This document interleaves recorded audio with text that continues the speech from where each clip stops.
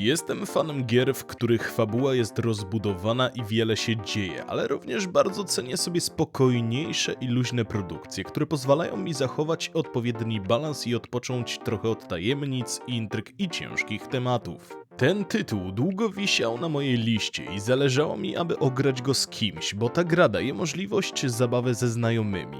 Nie spędziłem tu za dużo czasu, bo zaledwie 10 godzin, ale był to czas bardzo przyjemny, choć zakończył się z dużym zawodem.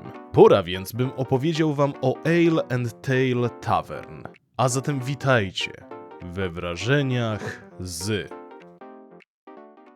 Lubię od czasu do czasu ograć jakieś symulatory, a zwłaszcza takie, w których można swobodnie budować, zarządzać i nie przejmować się praktycznie niczym. W końcu zabrałem się z moim przyjacielem za ten tytuł, bo byłem ciekaw, co nam zaoferuje i czy nas wciągnie. Na początku tworzymy sobie postać, zakładamy serwer i przed oczami mamy starą tawernę, która wymaga sporej renowacji i poprawek. Po jej posprzątaniu będziemy musieli zaopatrzyć się, czy też zakupić potrzebne narzędzia, ale i rzeczy, które pozwolą nam otworzyć tę tawernę. Zaczynamy od prostych rzeczy, jak piec, by móc przygotować pieczywo, garnek, by ugotować zupę, czy wiadro, w którym będziemy myć talerze lub kubki.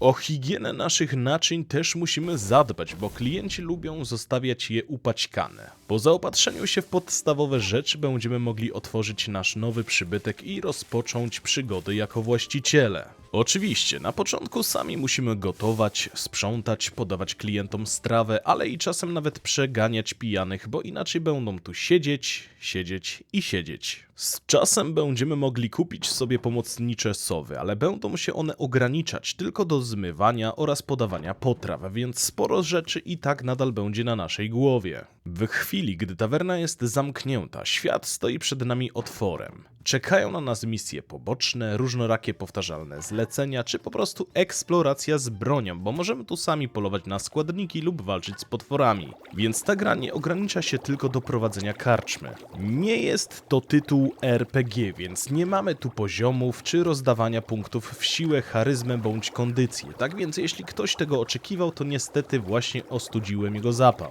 Walka zresztą jest niezwykle prosta, bo albo mamy toporek czy miecz i walczymy w zwarciu, albo na dystans dzięki łukowi czy muszkietowi. Same starcia też nie są pełne efektów, magii, krwi czy czegoś takiego. Jest tu bardzo prosta, ale w miarę przyjemna walka. Gdy wrócimy z potyczek, zajmujemy się rozbudową naszego przybytku, a tam z czasem odblokujemy chociażby ogródek, by móc samodzielnie hodować warzywa, zagrody, w których będziemy trzymać świnie czy kury, a nawet dostaniemy możliwość wynajmu pokojów, by na nich również zarabiać. Będzie tu więc sporo do odblokowania. Zwłaszcza, że różnorakich urządzeń czy maszyn do produkcji jedzenia i napojów jest tu całkiem sporo. Samych potraw oraz trunków również nie brakuje, więc co rusz będziemy odblokowywać nowe przepisy, by oferować je naszym klientom. W menu znajdziemy takie podstawowe rzeczy jak jajecznica czy zupa grzybowa, ale z czasem znajdzie się też miejsce na żabie udka, sałatki z kurczakiem, panierowane udka, miód pitny, wino, soki i tak dalej.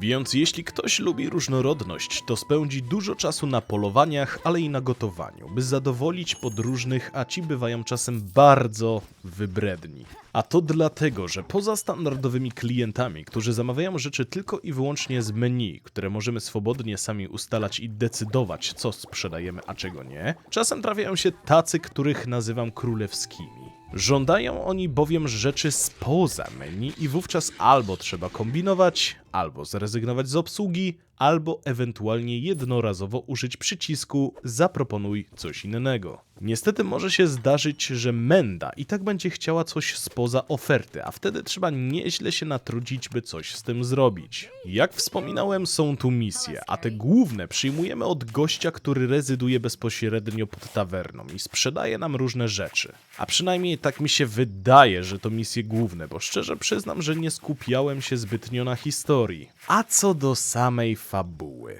Przyznam, że fabuła to coś, czego kompletnie nie pamiętam. Gość dawał nam różnorakie zadania, ale traktowałem to bardziej jako dodatek niż główny aspekt tej gry, zwłaszcza, że, uwaga, spoiler, zakończenie było dla mnie cholernie dziwne i nagłe. Jak mówiłem, nie skupiałem się zbytnio na fabule, ale nagle wraz z kumplem dostaliśmy zadanie. Mamy iść do jakichś podziemi, ubić tam jakieś zło i zaprowadzić spokój. No to bierzemy mikstury, broń i idziemy się naparzać. W grze nie ma pancerzy, więc ogólnie dość łatwo nas tu zabić, ale daliśmy radę i zło zostało pokonane. Tylko nie spodziewaliśmy się, że nagle zobaczymy napisy dziękujące za grę. Nawet nie skupiając się na fabule czy historii, przyznam, że to zakończenie było dla mnie durne. Ten nagły komunikat, przypominający napisy końcowe, wydał mi się trochę niepotrzebny.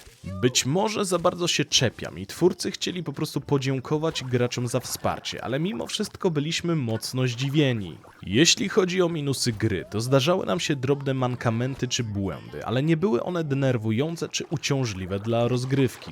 Misje poboczne i główne były dla mnie nudne oraz nijakie, więc nie skupiałem się na nich za bardzo, a mogły nieco bardziej urozmaicić świat. Postacie niezależne bywały bowiem zabawne i czasem chciało się ich posłuchać. No i przydałyby się jednak jakieś zbroje, by choć trochę się wzmocnić. Mimo tych minusów, gierka jest dla mnie całkiem przyjemna i luźna. Naprawdę dobrze prowadziło się tawernę, walczyło z potworami, wyruszało na eksplorację oraz obsługiwało klientów. No i broniło własnego lokalu, bo czasem jak zostawiało się budynek zbyt długo bez opieki, to zalęgały się w nim potwory. Okej, przejdźmy do małego podsumowania. Technicznie jest w porządku. Mimo małych błędów grało się dobrze i nic nie utrudniało samej rozrywki. Audio jest bardzo przyjemne. Zwłaszcza gdy kupi się do tawerny szafę grającą, utwory naprawdę urozmaicają wtedy pracę. Gameplay jest niezwykle przyjemny, bardzo prosty i niesamowicie sympatyczny. Gra jest wręcz idealna, by się wyluzować i zwyczajnie prowadzić własną działalność dla podróżników. Grafika jest kolorowa i bajkowa, ale lubię takie klimaty i świetnie to tutaj pasowało. Postacie, krajobraz czy budynki wykonane są po prostu dobrze. Całość gry to tytuł, do którego być może nawet wrócę, bo jest wręcz perfekcyjny, by w grupie, a można w to grać nawet w 6 osób, zrelaksować się, pośmiać, rozbudować własną tawernę i po prostu czerpać z tego sporo frajdy. Jeśli ktoś ma dość akcji, krwi, pościgów, wybuchów i tego typu rzeczy, to myślę, że w tej tawernie odnajdzie się idealnie. Także to tyle. Dziękuję za wysłuchanie, dziękuję za poświęcony czas i życzę miłego grania.